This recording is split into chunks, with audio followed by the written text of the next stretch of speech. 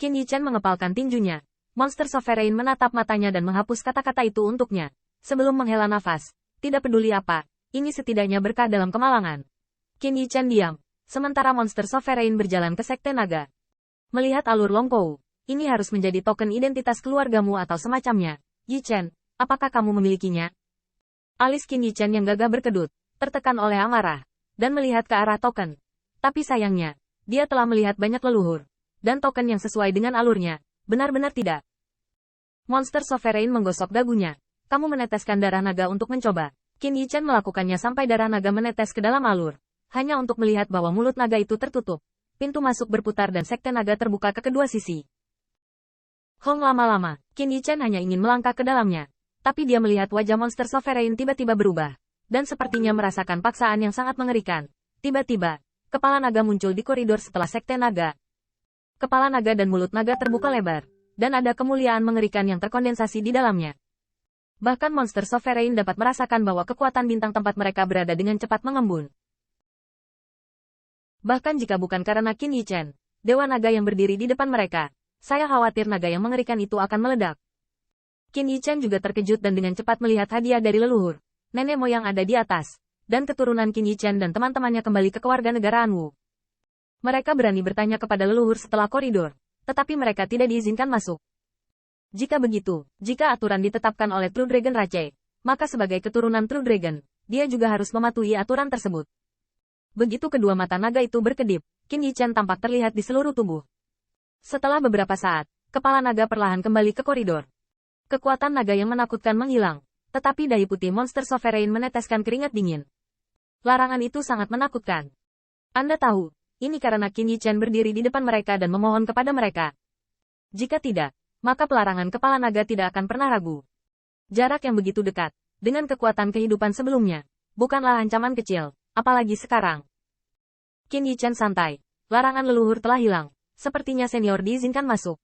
Monster Sovereign santai. Sebenarnya dikatakan memberi hormat. Monster Rache Yao Tian, cepat mengunjungi True Dragon Rache. Tolong undang senior untuk melihat masa lalu dan mengurusnya. Monster Sovereign memberi hormat, dan Bai Chang juga menunjukkan rasa hormat.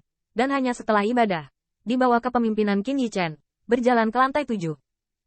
Ada larangan di sini, dan belum dihancurkan. Jelas para penjara itu tidak menginjak-injaknya. Qin Yichen berjalan, merasa bersemangat, sampai ke puncak pavilion dewa. Tradisi keluarga saya mirip dengan dunia luar. Lantai 1 hanya untuk keturunan Dao abadi. Berharga. Dan dalam kekacauan lapisan ke-6, dia menemukan rintisan yang diduga berarti alam dewa. Jika demikian, maka bagian atas pavilion ini pasti berisi harta karun. Apalagi ini bukan volume, tapi layar.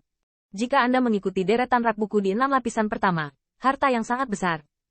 Memikirkan hal ini, Qin Yichen tidak bisa membantu tetapi mempercepat langkahnya. Setelah beberapa saat, matanya tiba-tiba terbuka.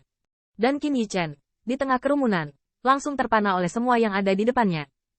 Saya melihat lapisan pavilion ilahi ini. Cahaya ilahi bertahan. Deretan rak buku rapi. Tidak hanya tidak ada jejak diinjak-injak, tetapi kekuatan ilahi tidak padam. Tidak ada debu. Ini, harta leluhurku. Seluruh lapisan pavilion dewa.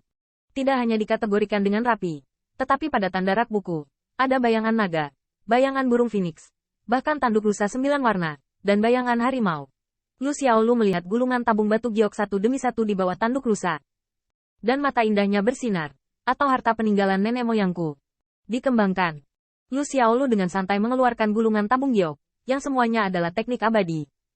Benar-benar memiliki keterampilan sihir, dan kekuatan sihir yang kuat.